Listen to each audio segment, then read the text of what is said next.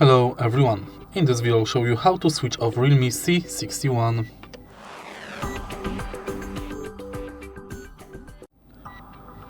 To switch off Realme C61, first you have to go to power menu. You can do it by pressing power button and volume up button.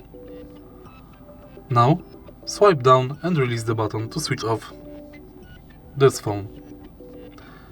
You can also go to settings and find gestures.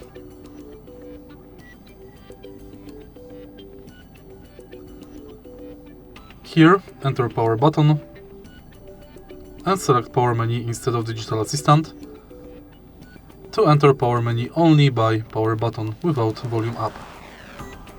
If you find this video helpful, please leave like, comment and subscribe.